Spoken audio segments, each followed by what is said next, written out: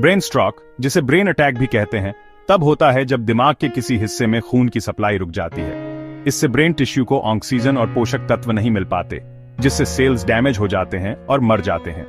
Brain cells oxygen की कमी के लिए बहुत सेंसिटिव होते हैं और कुछ मिनट भी बिना ऑक्सीजन के रहने से बहुत नुकसान हो सकता है। स्ट्रोक दुनिया भर में मौत और विकलांगता का एक प्रमुख कारण है।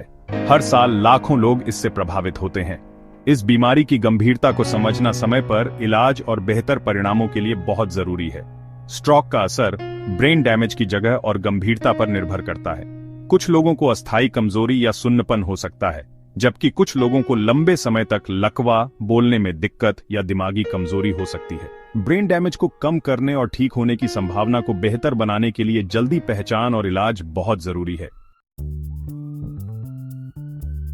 स्ट्रोक के लक्षणों को पहचानना तुरंत मेडिकल मदद लेने के लिए बहुत जरूरी है। फास्ट नाम का यह तरीका मुख्य चेतावनी संकेतों को याद रखने में मदद करता है। F फेशियल ड्रूपिंग चेहरे का एक तरफ लटक या सुन्न हो सकता है। व्यक्ति को मुस्कुराने के लिए कहें और किसी भी असमानता के लिए देखें। A आर्म वीकनेस एक हाथ में अचानक कमजोरी या सुन्नपन हो सकता है। व्यक्ति को दोनों हाथ ऊपर उठाने के लिए कहें और किसी भी हाथ के नीचे गिरने पर ध्यान दें। S स्पीच डिफिकल्टीज बोलने में कठिनाई हो सकती है या व्यक्ति को शब्दों को समझने या खोजने में कठिनाई हो सकती है। T time to call for help अगर इनमें से कोई भी लक्षण दिखाई दे, भले ही वे अस्थायी हों, तुरंत इमरजेंसी सेवाओं को कॉल करें। स्ट्रोक के अन्य संभावित लक्षणों में अचानक भ्रम, गंभीर सिरदर्द, चक्कर आना, संतुलन या समन्वय का नुकसान और दृष्टि समस्याएं शामिल हैं। यह याद रखना महत्वपूर्ण है कि सभी स्ट्रोक पीड़ितों को ये सभी लक्षण नहीं होते हैं और लक्षण गंभीरता में भिन्न हो सकते हैं। स्ट्रोक दो मुख्य प्रकार के होते हैं, इस्केमिक और हेमोरेजिक। इस्केमिक स्ट्रोक सबसे आम प्रकार तब होता है जब खून का थक्का दिमाग को खून की आपूर्ति करने वाली धमनी को ब्लॉक कर देता है। हेमोरेजिक स्ट्रोक तब होता है जब दिमाग में रक्त वाहिका फट जाती है, जिससे दिमाग में या उसके आसपास खून बहने लगता है।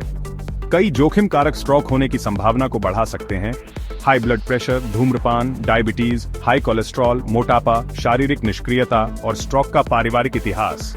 इन जोखिम कारकों को समझना जीवन शैली में बदलाव और स्ट्रोक के जोखिम को कम करने के लिए निवारक उपायों को लागू करने के लिए आवश्यक है। स्ट्रोक जीवन बदलने वाली घटना हो सकती है, लेकिन अच्छी खबर यह है कि कई स्ट्रोक रोके जा सकते हैं। स्वस्थ जीवन शैली अपनाने से आपके जोखिम को काफी कम किया जा सकता है। संतुलित आहार और नियमित व्यायाम के माध्यम से स्वस्थ वजन बनाए रखें। धूम्रपान छोड़ें और शराब का सेवन सीमित करें। हाई ब्लड प्रेशर, डायबिटीज और हाई कोलेस्ट्रॉल जैसी अंतर्निहित स्वास्थ्य स्थितियों का प्रबंधन करें। जोखिम कारकों की निगरानी और किसी भी संभावित समस्याओं का जल्द पता लगाने के लिए नियमित मेडिकल चेकअप महत्वपूर्ण है।